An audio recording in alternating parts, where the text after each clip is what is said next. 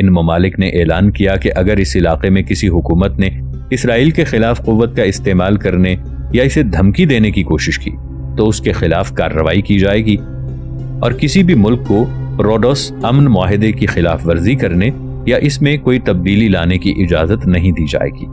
اس بیان میں یہ بھی کہا گیا کہ عرب ممالک اور اسرائیل کو اسلحے کے میدان میں مسابقت کرنے کا اختیار نہیں ہوگا، صرف دفاعی مقصد کے پیش نظر ہی ان ممالک میں اسلحے لانے کی اجازت دی جائے گی۔ اس طرح دنیا کی 3 بڑی حکومتوں نے اسرائیل کے وجود کو اپنی ضمانت اور حفاظت میں لے لیا اور دوسروں کی زمین پر غاصبانہ قبضے کا قانونی طور پر اعتراف کر لیا۔ اب ذرا ہم اس بات کا ملاحظہ کریں کہ اسرائیل نے اس علاقے میں کس حد تک امن و امان کو قائم کیا۔ 6 جنوری 1952 کو بیت جالا میں یہودیوں نے قتل عام کیا۔ دسمبر 1952 میں یہودیوں نے لبنانی سرحد کے قریب آباد ایک عرب بستی اقرت کو بم سے اڑا دیا اور یہاں کے وطن پرست باشندوں کو قریب کے گاؤں میں پناہ لینے کی اجازت نہیں دی اور مجبوراً ان کو لبنان کی طرف ہجرت کرنا پڑی۔ ستمبر 1953 میں یہودیوں نے ریحانیہ بستی کو تہس نہس کر دیا اور یہاں کے باشندوں کو شام کی سرحد پر ڈال دیا۔ 14 اکتوبر 1953 کو قبیہ کے قتل عام کا سانحہ پیش آیا، جہاں یہودیوں نے ان کے گھروں میں آگ لگا دی اور باشندوں کو قتل کر دیا۔ مارچ 1954 میں نہالین کے قتل عام کا حادثہ پیش آیا۔ فروری 1955 کو یہودی فوجی غزہ کے علاقے میں واقع ایک پناہ گزینوں کے کیمپ میں رات کی تاریکی میں گھس گئے۔ اس خیمے میں اطمینان سے سو رہے بے خبر عربوں کو اپنی گولیوں سے بھون دیا۔ 5 اپریل 1956 کو یہودیوں نے بھاری توپوں کا رخ غزہ کی طرف پھیر دیا اور اسے تباہ و برباد کر دیا۔ 25 ستمبر 1956 کو اردن کی سرحد میں واقع ایک بستی اوسان پر حملہ کر دیا اور یہاں کے باشندوں کو نہایت بے دردی کے ساتھ قتل کر دیا۔ قلقیلیہ، وہاں بھی قتل عام۔ کفر قاسم کا قتل عام۔ تو گویا دنیا کے 3 بڑے ممالک نے اس طرح اس علاقے میں اسرائیل کے ذریعے امن و امان کے قیام کو یقینی بنایا۔ ایک طرف تو عرب ممالک کو اسلحے کی سپلائی پر پابندی لگا دی گئی، جبکہ دوسری طرف انہی ممالک نے اپنے پاس سے جدید ترین اسلحے اسرائیل کو سپلائی کرنے شروع کر دیے۔ اس دوران اسرائیل نے امن کا یہ انداز اپنایا کہ احتجاجی مظاہروں کا جواب گولی سے دیا اور 1 کے بدلے 10 کے ذریعے جواب دینے کی پالیسی اختیار کی۔ جب کبھی کوئی فلسطینی سرحد پار کر کے اپنے خاندان والوں سے ملاقات یا اپنے گھر سے کوئی سامان لینے کی غرض سے یہاں آ جاتا، یا اپنے اس دشمن جس نے اس کے ملک کو غصب کر لیا تھا کوئی پتھر یا کوئی بم پھینک دیتا، تو اسرائیلی حکومت پوری تیاری کے ساتھ پورے گاؤں کو مسمار کر دیا کرتی تھی، اور آج تک یہی کچھ ہو رہا ہے۔ 50 کی دہائی کے ابتدائی چند سالوں میں اسرائیلی فوجوں نے فلسطین کے 187 گاؤں کو مکمل طور پر تباہ و برباد کر دیا، ان کے گھروں کو ڈھا دیا اور جہاں تک ممکن ہوا وہاں کے باشندوں کا قتل عام کر دیا۔ مصر کی سے طرفہ دشمنی۔ امریکہ نے جس طرح انسانی آبادیوں میں اپنے جدید طرز کے مہلک ہتھیاروں کا تجربہ کیا، جدید دوائیوں کا تیسری دنیا کے انسانی جسموں پر تجربہ کیا، اسی طرح دوسری عالمی جنگ کے بعد جب اس کے ہاتھ میں پوری مغربی دنیا کی سیادت آ گئی، اس نے عالمی سیاست کے میدان سے انگلینڈ اور فرانس کو خارج کرنے کے لیے پوری دنیا میں اپنے سیاسی نظریات کی تخم ریزی شروع کر دی۔ چنانچہ اس نے مختلف ممالک میں فوجی انقلابات کروانا شروع کر دیے۔ اس نے پہلا تجربہ حسنِ زعیم کے ذریعے شام میں فوجی انقلاب سے کیا، اور اس کے بعد شام میں ہر 6 مہینے میں انقلاب آنے لگا۔ اس سیاست کو عام کرنے کی غرض سے اس نے 23 جولائی 1952 کو مصر میں ایک کامیاب تجربہ کیا۔ اس نے جمال عبد الناصر کو ایک نئے انداز سے اپنا اعلی کار بنایا کہ وہ بغداد کے حلیف اور قدیم استعماری قوتیں انگلینڈ اور فرانس کے خلاف ہو گیا۔ یہ جدید استعمار کے حق میں شدید افسوس کا باعث بنا۔ خالد محی الدین جولائی انقلاب کے ایک کمانڈر کا ذکر کرتے ہیں کہ یہ چیز تو ثابت ہے کہ جمال عبد الناصر نے مارچ 1953 میں امریکہ کی خفیہ نیوز ایجنسی سے ملاقات کی۔ قدیم استعماری قوتیں اپنی شکست تسلیم کرنے پر راضی نہیں تھیں۔ مصر کے خلاف نہر سوئز کے معرکے نے اس علاقے میں فرانس اور انگلینڈ کی اجارہ داری کو ختم کر دیا، اور اس کے بعد یہاں امریکی سیادت کا دور شروع ہوا۔ بغداد کے حلیفوں جن میں ایران، ترکی، پاکستان اور انگلینڈ شامل تھے، اور جمال ناصر کے اشتراکی حلیفوں جن میں مصر کے علاوہ شام اور بعض دیگر مملکتیں شامل تھیں، ان کے درمیان 4 فروری 1955 کو شدید معرکہ آرائی ہوئی۔ عرب ممالک کے درمیان اس اختلاف اور باہمی کشمکش سے اسرائیل کو سب سے زیادہ فائدہ ہوا۔ چنانچہ اس نے موقع کو غنیمت جانتے ہوئے قدیم استعماری قوتوں یعنی انگلینڈ اور فرانس سے ہاتھ ملا لیا۔ ناظرین، آگے بڑھنے سے پہلے کامنٹ سیکشن میں ہمیں اپنی آراء سے ضرور آگاہ کیجیے گا کہ آپ کو ہماری یہ سیریز کیسی لگ رہی ہے۔ آئندہ آنے والی اقساط سے باخبر رہنے کے لیے ہمارے چینل کو سبسکرائب کر لیں اور ساتھ موجود بیل آئیکن کو ضرور کلک کر لیں۔ شکریہ۔ 29 اکتوبر 1956 کو سے طرفہ جنگ۔ اسرائیل اپنی سرحدوں پر قانع نہیں تھا۔ تورات کے ذریعے دکھائے گئے خواب اور مقاصد اب بھی اس کے سامنے تھے۔ 1947 میں اقوام متحدہ نے اپنی قرارداد کے ذریعے فلسطین کی جگہ اسرائیلی مملکت کے قیام کو حقیقت کی شکل دے دی۔ 1948 میں عرب فوجوں کے ساتھ جنگ کے دوران اس نے اپنے دروازے کو مزید وسیع کر لیا اور اقوام متحدہ کی قرارداد کی روح سے طے شدہ علاقوں سے تقریباً 2 گنا علاقہ اپنے قبضے میں لے لیا۔ 50 کی دہائی کے شروع سے ہی اسرائیل غزہ پر اپنی نظریں جمائے ہوئے تھا تاکہ فلسطین پر اس کا قبضہ مکمل ہو جائے۔ بیفن نے 1951 میں کہا کہ عربوں اور اسرائیل کے درمیان اس وقت تک امن کی کوئی صورت قائم نہیں ہو سکتی جب تک کہ کسی ایسے معاہدے پر دستخط نہ ہو جائیں جس کی روح سے ہمارا ملک مکمل طور پر آزاد ہو جائے۔ 29 اکتوبر 1956 کو اسرائیل بھی برطانیہ اور فرانس کے ساتھ سے طرفہ دشمنی میں شریک ہو گیا۔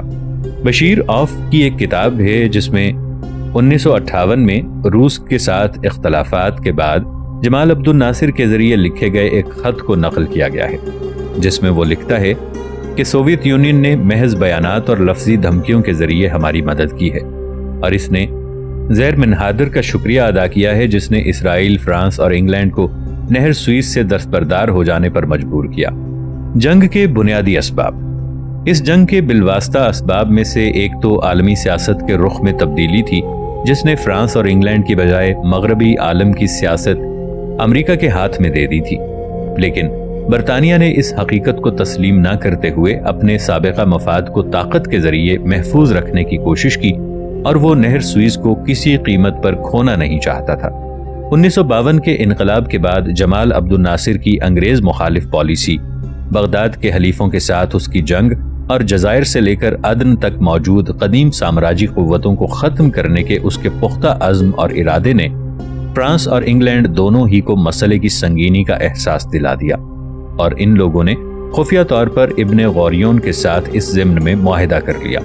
اس جنگ کا بلا واسطہ سبب جمال عبد الناصر کے ذریعے 27 جولائی 1956 کو نہر سوئس کو قومی آنے کا تھا۔ برطانیہ اور فرانس نے اس موقع کو غنیمت سمجھا اور خفیہ طور پر اسرائیل کے ساتھ مل کر سینا اور غزہ کے علاقوں پر مکمل قبضے کے لیے حملے شروع کر دیے۔ دوسری طرف برطانیہ اور فرانس کے جنگی جہازوں نے نہر سوئس پر قبضہ کرنے اور دونوں متحارب فریقوں کے درمیان فیصلہ کرنے کی غرض سے بمباری شروع کر دی۔ فرانس نے اس سازش کو عملی طور پر نافذ کرنے کی غرض سے بھاری مقدار میں جدید قسم کے خطرناک ہتھیار اسرائیل کو سپلائی کیے، جن میں 100 ٹینک، 300 بختر بند گاڑیاں، 50 منتقل ہونے والے ٹینک، 300 فوجی ٹرک، 1000 توپیں اور 30 جنگی جہاز شامل تھے۔ اسرائیل کی پلاننگ۔ اسرائیل کا وزیر دفاع دایان اس جنگ کے دوران اپنی پالیسی کا ذکر کرتے ہوئے کہتا ہے، ہم نے زوردار حملے کی پوری تیاری کر لی ہے۔ اگر ہم نے اپنے منصوبوں کو عملی شکل دے دی تو یہ ہمارے لیے ایک بہت بڑی فوجی کامیابی ہوگی۔ اگر ہم مصریوں کو تباہ و برباد کرنے اور ان کے جنگی جہازوں کو زمین بوس کرنے میں کامیاب نہ ہوئے تو ہمارے پروگرام کی ناکامی ہوگی۔ میرا ماننا ہے کہ حملہ کرنے کے بعد اس میں برابر تیزی لانا ہی کامیابی کا اصل راز ہے۔ ہم چاہتے ہیں کہ اس معرکے کو کم سے کم وقت میں ختم کر دیں تاکہ امریکہ کی جانب سے متوقع سیاسی دباؤ اور مصریوں کی مدد کے لیے رضاکاروں کی آمد کے امکانات کو ختم کر دیا جائے۔ اور حقیقت تو یہ ہے کہ ہم اس جنگ کو 2 ہفتے سے زیادہ مدت کے لیے جاری نہیں رکھ سکتے ہیں، اور ہمیں اسی مدت کے دوران سینا پر قبضہ کرنا ہے۔ ہم جلد ہی اس جنگ میں ایسی صورتحال پیدا کر دیں گے کہ فریق مخالف کو اپنی صفوں میں اتحاد پیدا کرنے کا موقع ہی نہیں ملے گا، کیونکہ ایک بار جنگ شروع کرنے کے بعد ہم اس وقت تک اسے بند نہیں کریں گے جب تک کہ ہمارے مقاصد پوری طرح حاصل نہ ہو جائیں۔ اسرائیل نے غزہ کے علاقے پر حملہ کر دیا اور وہاں موجود رضاکار فلسطینی فوجوں کے ساتھ اپنا حساب صاف کر لیا اور ان کو نیند کی حالت میں موت کے گھاٹ اتار دیا اور کفر قاسم میں قتل عام مچا دیا، اور اس کے بعد یہ فوجیں سنیا کی طرف بڑھیں اور 29 اکتوبر 1956 سے 2 نومبر 1956 تک اسرائیل سینا کے علاقے میں موجود تمام مصری فوجوں کا صفایا کرنے میں کامیاب ہو گیا۔ جیسا کہ اسرائیل نے شروع ہی میں اس خدشے کی طرف اشارہ کیا تھا، چنانچہ انگلینڈ اور فرانس دونوں ہی نے اسرائیل اور مصری فوجوں کو جنگ بند کرنے پر مجبور کر دیا اور فریقین سے اس بات کا مطالبہ کیا کہ دونوں نہر سے 10-10 کلومیٹر واپس لوٹ جائیں۔ جب مصر نے اس اپیل کو ٹھکراتے ہوئے بورسعید کی طرف پیش رفت کو جاری رکھا اور اس پر قبضہ کر کے نہر کے تمام علاقوں پر قبضہ کر لیا، تو امریکہ نے پوری سنجیدگی اور طاقت کے ساتھ اس معاملے میں مداخلت کی اور تینوں ہی ملکوں سے اس علاقے کو خالی کر دینے کا مطالبہ کیا۔ ہیکل نے اپنی کتاب اسویس میں ریز منہادر کے سخت موقف کا ذکر کیا ہے اور عبد الناصر نے اس کے موقف کا شکریہ ادا کرتے ہوئے کہا کہ ہمارے ساتھ روس کی صرف لفظی ہمدردی تھی۔ جمال عبد الناصر نے ایک سیاسی فتح حاصل کی اور ہر سال اس روز جشن منایا جانے لگا، لیکن حقیقت تو کچھ اور تھی۔ عبد الناصر اس حقیقت سے پوری طرح واقف تھا کہ اسرائیلی فوجوں نے اس کی فوجوں کو بہت تھوڑی مدت میں پسپا کر دیا اور مصری جہازوں کو اڑان بھرنے سے قبل ہوائی اڈوں پر ہی تباہ و برباد کر دیا، اور اسرائیل جو ابھی نومولود مملکت تھی اس علاقے میں ایک ایسی طاقت بن کر ابھر گئی جس سے تمام ممالک خوف کھانے لگے۔ لیکن کیا اسرائیل کو اس جنگ سے صرف یہی فائدہ ہوا؟ اسرائیل کو ایک بڑا فائدہ یہ ہوا کہ اقوام متحدہ کی امن کونسل نے ایک قرارداد پاس کر کے شرم الشیخ کے علاقے میں بین الاقوامی مشاہدین کو متعین کر دیا، جو عقبہ کے علاقے میں اسرائیل کے بحری جہازوں کی حفاظت کریں گے، اور اسی طرح مصر کے سرحدی علاقوں میں بھی وہ اسرائیلی جہازوں کو تحفظ فراہم کریں گے۔ اس قرارداد کے ذریعے اسرائیل کے لیے تمام سمندری راستے کھل گئے۔ اس طرح وہ افریقہ اور دنیا کے دیگر علاقوں میں بحری راستوں کے ذریعے تجارت پر قادر ہو گیا۔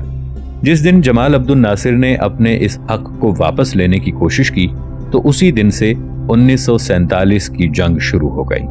فلسطینی وجود اور تنظیم آزادی فلسطین۔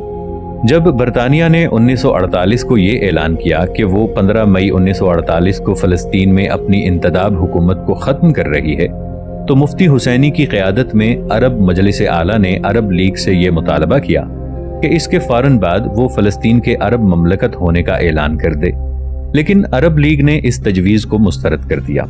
9 جولائی 1948 کو پہلی جنگ بندی کے اعلان کے بعد عرب لیگ نے ان علاقوں میں عارضی فلسطینی حکومت قائم کرنے کی قرارداد منظور کی جہاں کے عرب فوجوں کا قبضہ تھا، لیکن یہ تجویز بھی صرف کاغذ پر ہی باقی رہ گئی۔ ستمبر 1948 کو عرب لیگ نے احمد حلمی عبد الباقی کی زیر قیادت فلسطین میں عمومی حکومت قائم کرنے کی تجویز منظور کی۔ اس مقصد کے لیے غزہ میں فلسطینی قومی پارلیمنٹ تشکیل دی گئی اور یہ قرارداد بھی منظور کی گئی کہ فلسطین ایک آزاد اور خود مختار ملک ہے اور قدس فلسطین کا دارالسلطنت ہے۔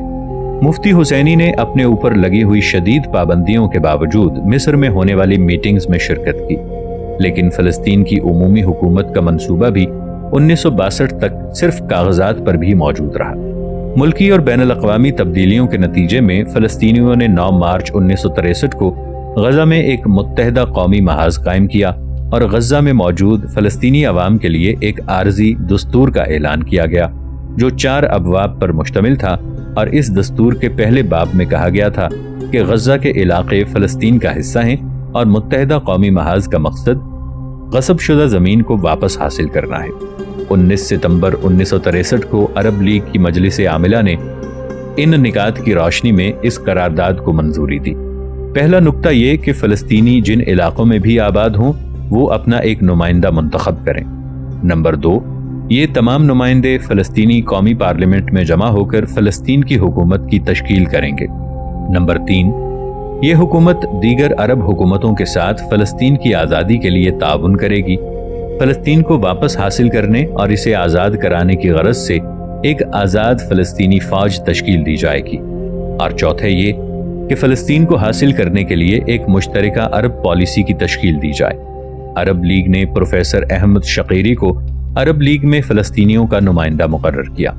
13 جنوری 1964 کو قاہرہ میں عرب لیگ کی پہلی چوٹی کانفرنس منعقد ہوئی جس میں تمام عرب لیڈروں اور حکمرانوں نے مسئلہ فلسطین سے متعلق قراردادوں سے مکمل طور پر اتفاق کیا۔ پہلی فلسطینی وطنی کانفرنس فلسطین پر قبضے کے 16 سال گزرنے کے بعد 15 مئی 1964 کو فلسطین کی ایک بڑی تعداد قدس میں جمع ہوئی اور انہوں نے اپنی اس پہلی وطنی کانفرنس میں یہ تجاویز منظور کی۔ پہلی تجویز یہ کہ فلسطینی قومی معاہدہ، دوسرے تنظیم آزادی فلسطین کی بنیادی نوعیت۔ 2 جون 1964 کو اس کانفرنس نے ان تجاویز کو منظور کیا۔ احمد شقیری کو اس کانفرنس اور مجلس وطنی کا صدر منتخب کیا گیا۔ دوسرے یہ کہ تنظیم آزادی فلسطین کے قیام کا اعلان۔ تیسرے قومی عہد نامے اور ملک کے بنیادی نظام کی تصدیق و توثیق۔ چوتھے تمام صحت مند فلسطینیوں کے لیے فوجی ٹریننگ کو لازمی قرار دیا گیا۔ پانچویں فلسطینیوں کی منظم ملٹری ٹکڑیوں کی تشکیل۔ چھٹے اسرائیل کو بین الاقوامی اداروں اور ایجنسیوں سے الگ کرنے کی کوشش۔ ساتویں فلسطین کے مقبوضہ علاقوں میں عربوں کی املاک اور اراضی کے تحفظ کے لیے بین الاقوامی مشاہدین کی تقرری۔ 10 اکتوبر 1946 کو ہونے والی عرب لیگ کی دوسری چوٹی کانفرنس نے ان تجاویز کو منظوری دے دی۔ فتح تحریک۔ فتح تحریک وہی تحریک ہے جسے پوری دنیا میں شہرت ملی اور جسے لوگوں نے اہمیت دی۔ مسئلہ فلسطین پر تحقیق کرنے والے شخص کے لیے ضروری ہے کہ وہ اپنے اوراق میں ایک مکمل فصل فتح تحریک کے لیے مخصوص کر دے۔ یہی وہ تحریک ہے جس نے ایک لمبی خاموشی کے بعد اثر نو مسئلہ فلسطین کو نئی زندگی دی، جبکہ اکثر لوگوں کا یہ خیال ہو چکا تھا کہ مسئلہ فلسطین محض تذکیر و نصیحت کے لیے اب تاریخ کا ایک حصہ بن چکی ہے۔ اس تحریک کے قیام کا خیال 50 کی دہائی کے اوائل میں غزہ کے بعض تحریک اسلامی سے متاثر نوجوانوں کے دل میں پیدا ہوا۔ ان نوجوانوں میں سلیم زنعون، خلیل وزیر اور صلاح خلف کے نام قابل ذکر ہیں۔ یہ لوگ فلسطین کی آزادی کے لیے مسلح تحریک شروع کرنے پر مصر تھے۔ غزہ میں تحریک اسلامی کے ایک کارکن نے اس وقت یہ کہا تھا، ان نوجوانوں نے اپنی تحریک قائم کرنے کا منصوبہ پیش کیا، لیکن اخوان نے اس منصوبے کو کوئی اہمیت نہیں دی، بلکہ اس نے تو ان نوجوانوں کی حوصلہ شکنی کی کوشش کی اور ان کو اخوان کی اس پالیسی کا پابند بنانے کی کوشش کی کہ فلسطین کی آزادی صرف اسی صورت میں ممکن ہے کہ جب کہ فلسطین کے کسی پڑوسی ملک میں اسلامی حکومت قائم ہو جائے۔ ان نوجوانوں کا اصرار بڑھتا گیا، جبکہ اخوان نے سرزمین فلسطین میں اس تنظیم جہاد کے قیام کی مخالفت کی۔ بعض نوجوان مصر گئے اور وہاں فلسطینی طلبہ یونین کے بعض لیڈروں کو اپنا ہمنوا بنا لیا۔ 1952 کے فلسطینی طلبہ یونین انتخابات میں انجینئرنگ کے طالب علم یاسر عرفات اور ادب کے طالب علم صلاح خلف کامیاب ہوئے۔ قاہرہ اور غزہ سے ہوتے ہوئے یہ نوجوان خلیجی ممالک قطر اور کویت گئے۔ کویت کی سیاسی فضا مصر اور شام کے مقابلے میں زیادہ سازگار تھی۔ صلاح خلف کا کہنا ہے، 1948 سے 1962 کے دوران ہمیں معلوم ہوا کہ دنیا کے جس علاقے میں بھی فلسطینی آباد ہیں ان کی ایک فلسطینی تحریک ہے۔ جرمنی میں آباد فلسطینیوں کے قائد ہانی حسن، آسٹریا میں ہمدان، اسپین میں کوکبان، سعودی عرب میں عبد الفتاح، قطر میں ابو بازی اور ابو یوسف، اور کویت میں ہم لوگ تھے۔ ان کے علاوہ عراق، غزہ اور دمشق میں بھی فلسطینیوں کی تنظیمیں قائم تھیں، لیکن ہم لوگ کویت میں تھے اور صرف ہم ہی لوگ کویت میں رہتے ہوئے لبنان سے 1959 سے فلسطین کے عنوان سے مجلہ نکالنا شروع کر دیا، اور اس مجلے کے ذریعے ہم نے لوگوں کے درمیان اپنی پہچان بنائی۔ فتح تحریک کو قائم کرنے والے پہلے شخص کا نام ابو جہاد یعنی خلیل وزیر تھا۔ ستمبر 1948 میں عرب لیگ نے احمد حلمی عبد الباقی کی قیادت میں فلسطین میں جس عمومی حکومت کو قائم کرنے کی تجویز پاس کی تھی اسے ایک دوسری تجویز کے ذریعے ختم کر دیا گیا، اور صورتحال جوں کی توں باقی رہی، یہاں تک کہ ستمبر 1963 میں عرب لیگ نے فلسطینی وجود الکیان فلسطینی قائم کرنے کی تجویز منظور کی۔ اس اصطلاح کو عراق نے 1959 سے اپنا رکھا تھا تاکہ وہ اس کے ذریعے عرب قومیت کے حامیوں کا اس طور پر مقابلہ کرے کہ قومیت کا یہ تصور عالم عرب کو ٹکڑوں میں تقسیم کر دے گا۔ جنوری 1964 میں جمال عبد الناصر نے قاہرہ میں ایک عرب چوٹی کانفرنس بلوائی، جس میں تمام ہی عرب بادشاہوں اور حکمرانوں نے کیان فلسطینی کے قیام کی تجویز سے اتفاق کیا۔ 10 ستمبر 1964 کو دوسری چوٹی کانفرنس میں عرب حکمرانوں نے تنظیم آزادی فلسطین کو فلسطینی عوام کے نمائندے کی حیثیت سے بالاتفاق منظور کر لیا۔ عبد الکریم قاسم نے جب کیان فلسطین کا خیال پیش کیا تو لوگوں نے اسے نامنظور کر دیا